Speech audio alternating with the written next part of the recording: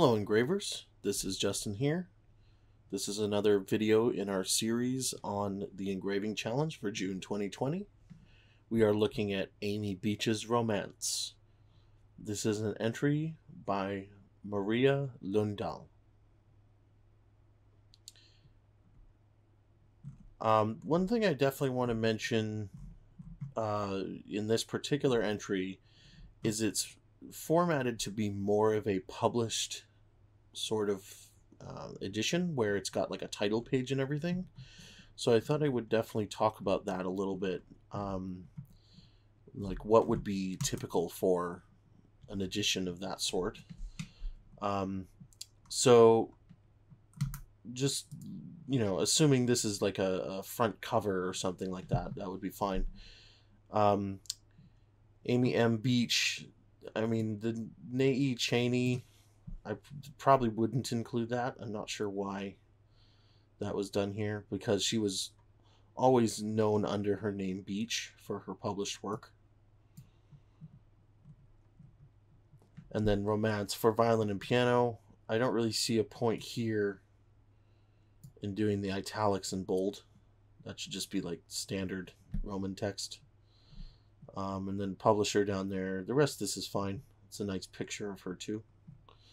But this order is pretty normal, where you have the composer up top, and then the title, and then the opus underneath. It's pretty typical. And then the dedication is way up top. And then looking further in, you have Amy Beach all in capitals, which is very typical.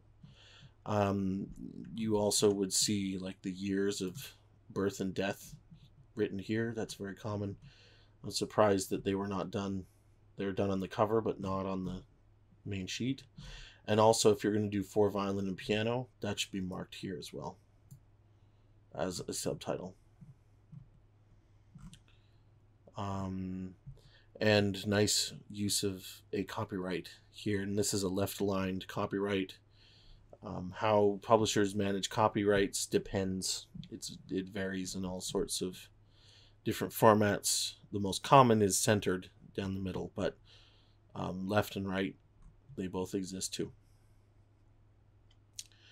Okay, let's start talking about the music. So let's look at our staff sizes. So the piano is 6mm. And the violin is 4. Now the violin being 4 is really small. That's getting really small, and I'm a little bit concerned about that, but we're going to see how this works out. They've definitely bumped that up to 5mm.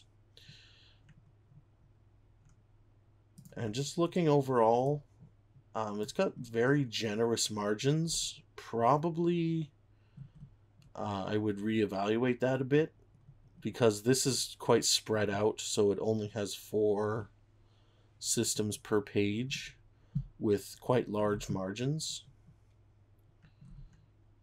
which I think are 14-ish, 14, 15-ish.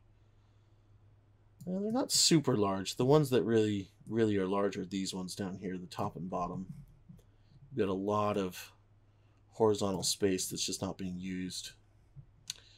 One thing is that this, not necessary on a score, especially if it's bound properly. It doesn't really help anything. And also, if you're going to start this on a left page and a page 2, you got to mark it as 2.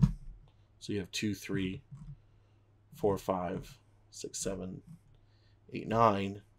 So it ends on 9, and then it's got this 10th page here, but where's 11 and 12? Right? You always got to remember, in printed music, every single sheet is a one long piece that's folded in half that has 4 pages on it. So everything that's printed needs to be in a multiple of 4, unless you're just fine with a bunch of blanks at the back. And that's definitely something you want to consider in your engraving when you're doing layout. So for this particular piano part, we've got 4 systems here on this last page 9 that probably could be redistributed, 1 each, 1, 2, 3, 4, to 4 of these pages, and you'll have 5 systems per page, and it will work out fine because you've got a lot of horizontal space to work with. Naturally, I would probably try and balance that a little bit better. That's a bit of a crude way of doing it, but you get the point. Is you want to have this add up to 8 pages at the most, and then you don't have to have this extra page here, which you're paying for, right? Or if you're not paying for it, the customer is paying for it. So let's start at the top and have a look at some of the details. This edition does use the original beaming of the 3/8 and the beaming of the dotted quarter. So this is keeping a pretty originalist approach to this, which is fine if that's what you're going for. So I'm just going to get into the details because this is pretty good. Like the foundation here is really solid on this engraving. So I'm going to talk mostly about details in this particular instance. This slur here, for example, needs to go right into that note head there. Get it right in there. Slurs like this are really tough. These ones that are like entirely in the staff. I would try as best as I can to do something like this. Oh, this is a bit tricky to draw with the mouse, where it's like really down in there. But the one you have here is fine. I think that would be definitely viable. Looking ahead here. So this particular technique of doing cross staff chords is really discouraged these days, and I would definitely not do this. Even if the original edition had it, it's much easier just to read it in, a different clef and have the entire chord in one staff. And the real reason for that is so much of piano playing is based on shapes of chords rather than like reading every individual note.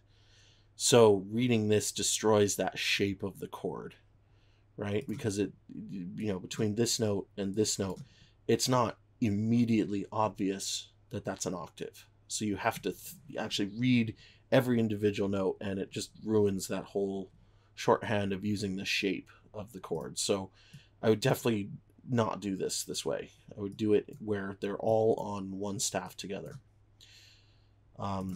Same here.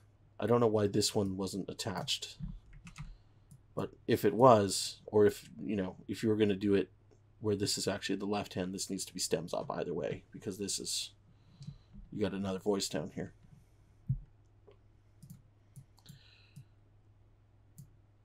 All right, this feels a little bit far apart here. I know it's because we're trying to get this hairpin, in there, but there's little bits of white space in here that you could probably steal away and get the space a little bit closer.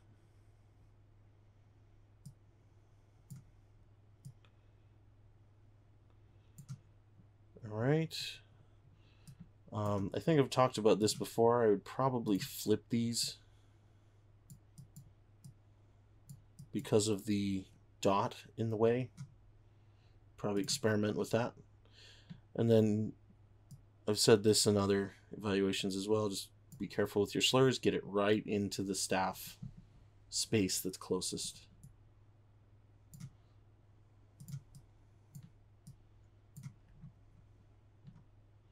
Very nice. This is very, very good fundamentals on this, I gotta say. There's really not much to talk about because it's really well done.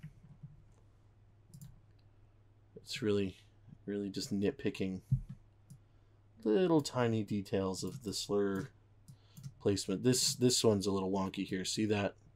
The arc is totally different than that tie, so we need to work on that. Get that slur actually matching the arc of that tie.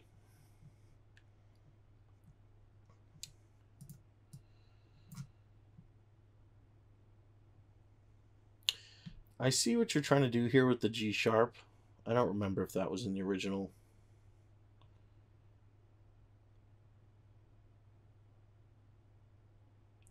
would put a question mark in that one. Whether that G sharp is necessary or not.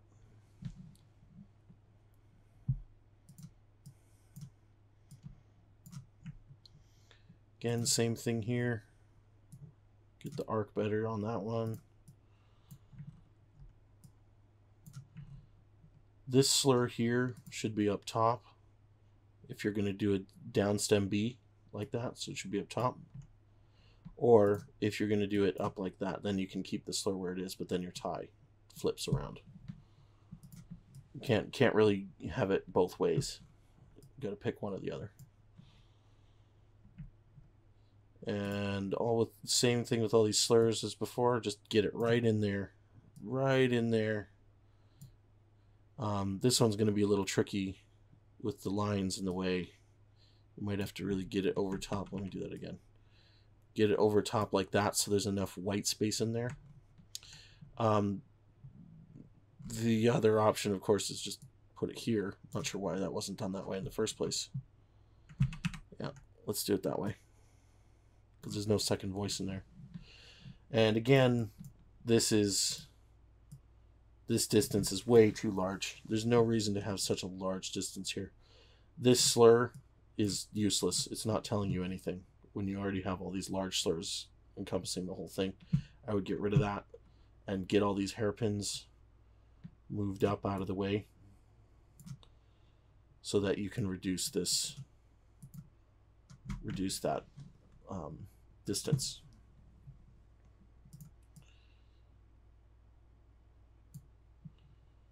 All right.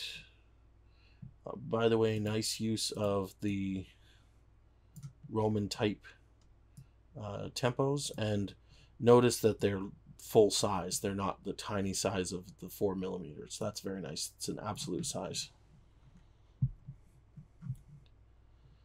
Okay, this one I would probably split into 2 voices, but you can choose not to if you want to follow the original. That's okay.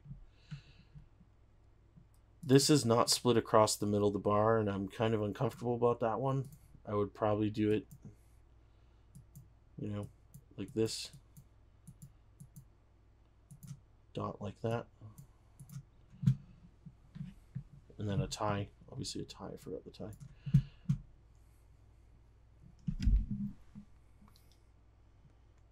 Good.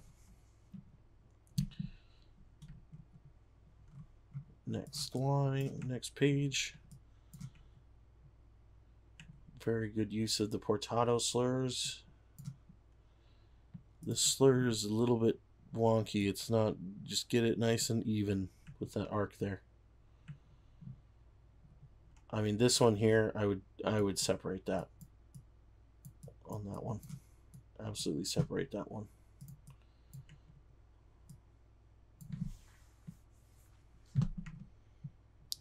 This cross staff here, again, it's kind of just it's the same idea as the cross staff chords. This isn't helping anybody when you could just as easily have a treble clef in the bottom staff. So I would move all of that to the lower staff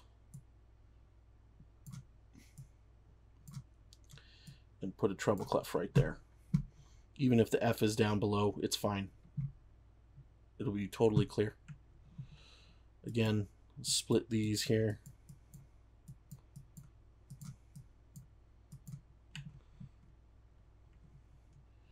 This is nice. This is a very nice job here of this split here, where the secondary beam was split because there was 32nd notes. That's very nice. You don't see that very often. Most of the editions that we've seen so far have kept that as 16ths.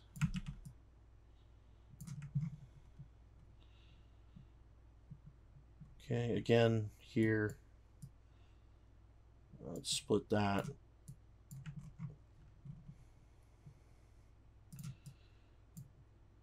Here, you can make sure you match your arcs.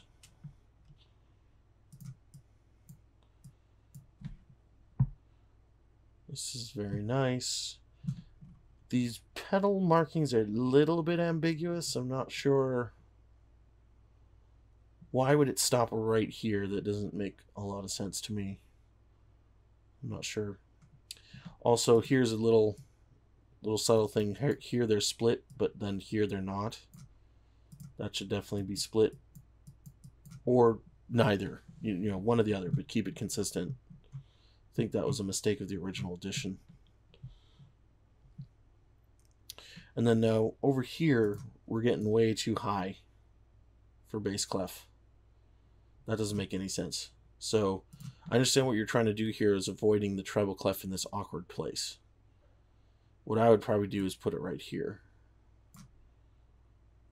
And then it's a new phrase in the different key or whatever. So it's all going to be readable in treble clef. And then this slur needs some work on that one. Make that a bit more graceful. And ooh, there's a little bit of mistake there. That doesn't look great. Here's a really great example of why you should split these. This is, you could miss this dot here, and it'd be right on the engraver's head that they missed that. This needs to be, that's a terrible way of doing that. Let me do that again. This has got to be split across there. There is keeping with the original, but there is a point that you need to start following the conventions of the modern era. If this was published today, like, you would absolutely have to split that, because that is not obvious at all that that's a syncopation. Very easy to miss that.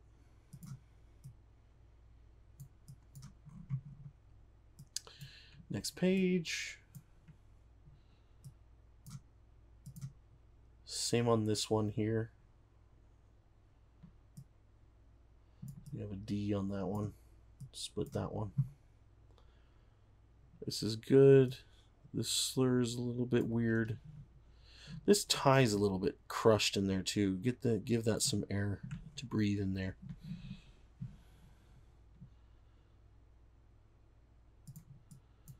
All right, good. Now we're getting into the triplet stuff.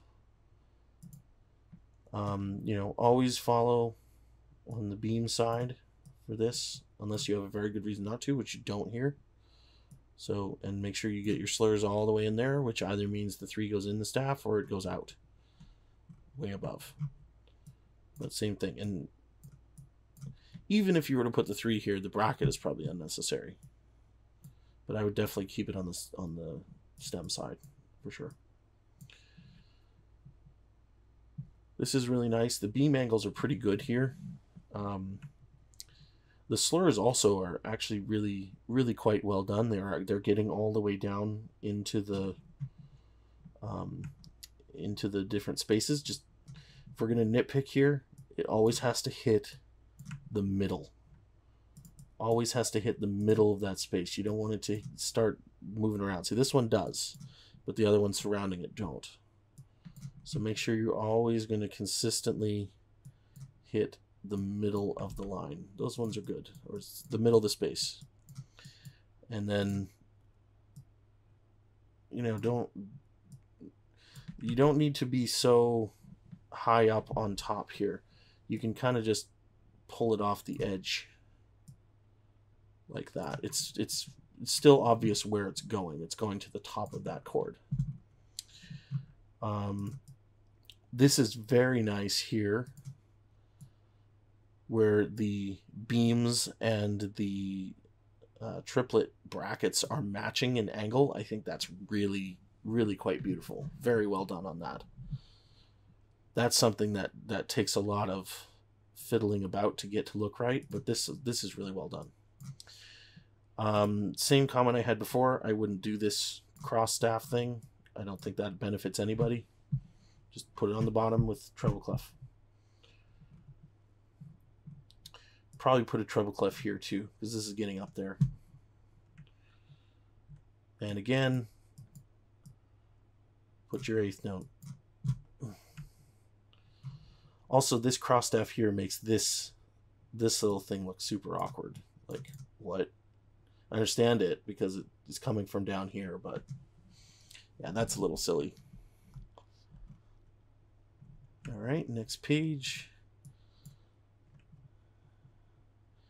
Also, are we missing accents here? I think we're missing accents here. The original had accents on these. I don't know. I don't have the original open right now to reference it, but I'm pretty sure there's some sort of accents there. Yeah, good rule of thumb is I would never get beyond 3 legend lines in the bass clef, above the bass clef. You have the treble clef, you might as well use it. Definitely flip this one here. That should be above, because the B or the D way down at the bottom, that is the furthest away, so that one dominates or determines the stem. This is a little funky here. I would definitely keep the ties the same direction or make this a whole note. I've seen a couple editions do that. Over here, just get your slurs all the way up. This slur is on the wrong side. Just put it up top. If there's any stem downs, then the slur goes up top. Also, if you're going to have ties back to back like this, they need to match. So you see how this one is going from the top of the note head to the top of the note head, but then down here it's going from the edge to the edge. So you got to match them. That's just an aesthetic thing. Makes it look better. This is pretty good. This is probably the best compromise spot for the treble clef. It's either there or you're going to put it right here. A little bit of curve on that slur there. Very nice. Now we're getting into the portato section, which is all good. This tie here now, so this is on the really small violin part, but yeah, you got to have a little bit more white space in there. All right, now we're getting into the triplets. So I would definitely be careful of a couple things here. So for this first one, you don't need these. The bracket is not necessary. And here, if you are going to commit to the stems up, which you probably should for this beat, then put it up top. First of all, it gets out of the way of your legato here, and then your legato needs to move over just a little bit. So these are one thought. They come together. Not a fan of this trill where you're adding, like it's a full trill thing. Either do individual ones here, trill, trill. Either do that, or if you're going to go all the way across, then you go trill, trill, trill, trill, trill, and then one of these, and then trill, trill, trill, trill, trill. I prefer the red one though, where you have an individual trill for every change of note, because the difference in performance will be identical.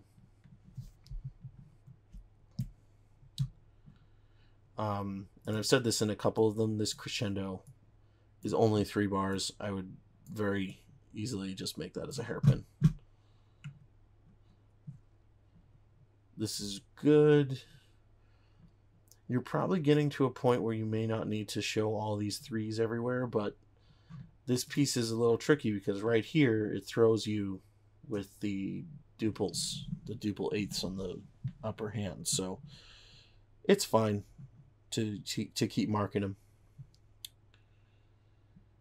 And then we're getting into this section here, which we're going back to this page here, where it's just constant triplets, triplets, triplets. I would stop showing them by this point, because the triplets don't change at that point. And now they're just, you know, clutter. Essentially, they're not really helping define anything. This needs to be centered in the middle of the staff there. Also, I don't know why this distance is so large. There doesn't seem to be any reason for that. So be careful of that, because this is great. This is nice and tight here.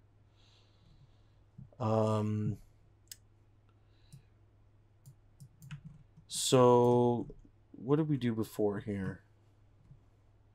So you did poker writ as the large tempo at the beginning, but then down here you're doing ritenuto as italics, which is not correct. Ritenuto is a tempo. It's unambiguously a tempo. So that needs to be put here if we're going to follow that. You know, whatever the words are, I'm not going to write them with my mouse.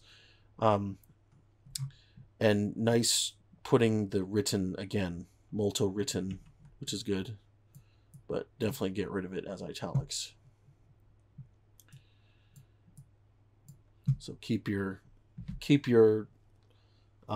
style consistent for this particular piece. Again, triplets, they're not necessary. You're not really clarifying anything here. This is all triplets all the way through. So it forces the staffs or the staves too far apart here, because you're trying to fit in all these crescendos and diminuendos and the triplets in the same space. So I would get rid of all of these triplet marks and reduce the staff distance as a result.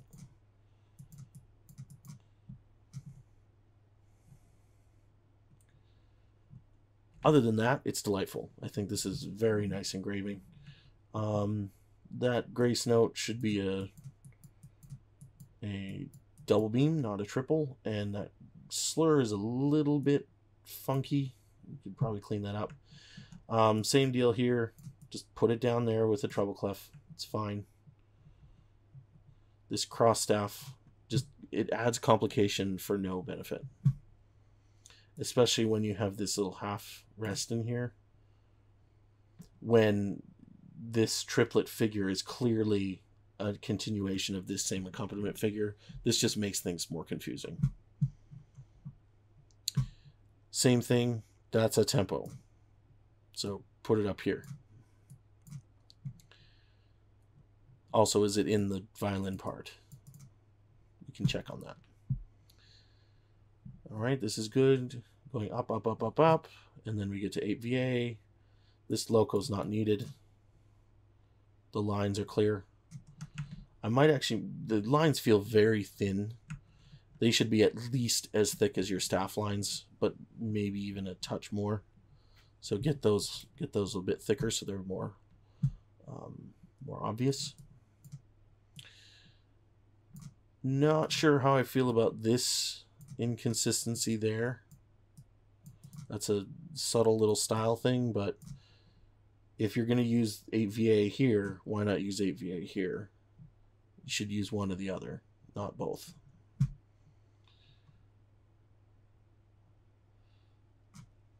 Other than that, this is great. Again, I love these triplets, the execution of these beams, like the way that this matches the angle and all that. It's great, but it's just not needed. And you probably can break that beam there because these are unrelated figures. But yeah, it's really, really nice, really well done. Okay. Yeah, the only major thing I would say is on that layout discussion we had right at the beginning is I would definitely try and use up more of your page, and as a result bump up the staff size a bit. But for the choices that you did make on layout, the execution of most of the fundamental stuff is just very nice. And we're mostly doing nitpicky stuff here. All right, let's look at the violin part. This is a similar idea where it has a front cover. This has all the same information that is on the title page for piano part, except for the photo for some reason. One thing I would do is just get all of this moved up then, like move it up that way. And this is correct. The violin in the very top left, probably do that in bold. It's hard to write words with the mouse. And same here, just bold it. But this is correct where you have the instrument name centered in the top. Let me just check the staff size on here. We have 7 millimeters. Yeah, 7 millimeters. Perfect. So this is just your standard part. There's not much to say. The layout looks really nice. This is nice and balanced, I think.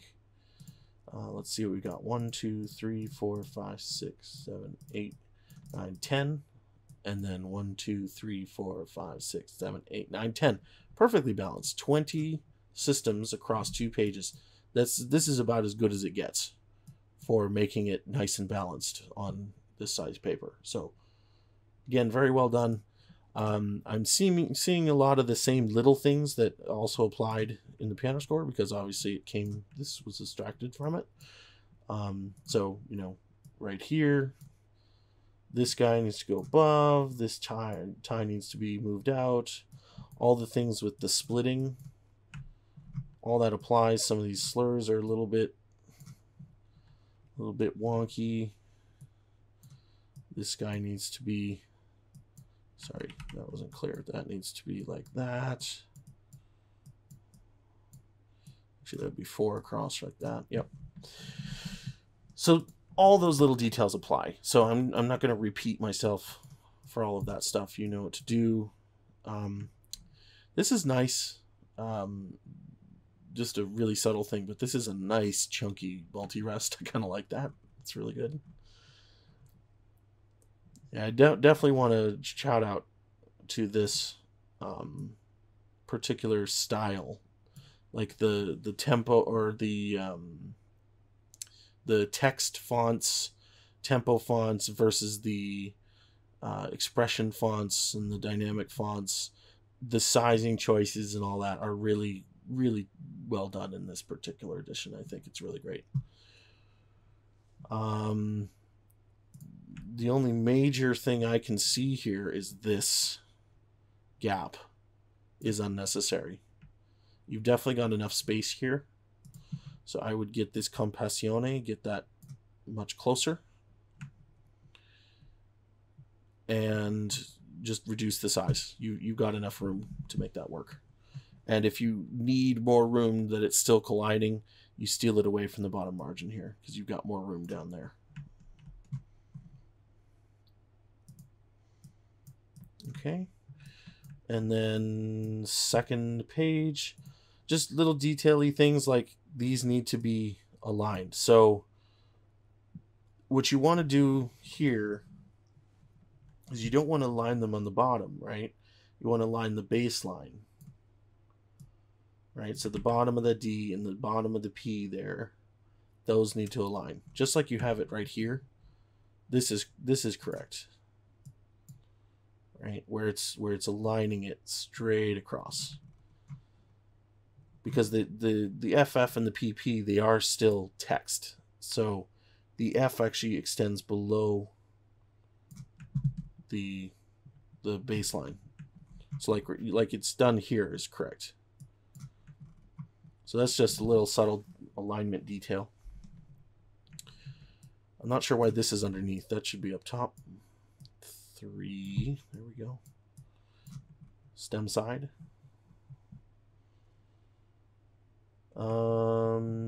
Same thing about the 8VA thicknesses. There's a little bit of a collision there. Just give it a little breathing room.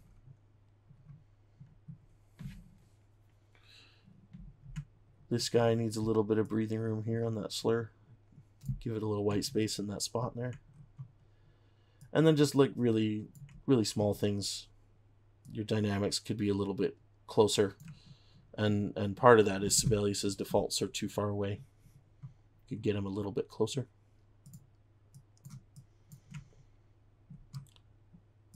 This distance is different than this distance,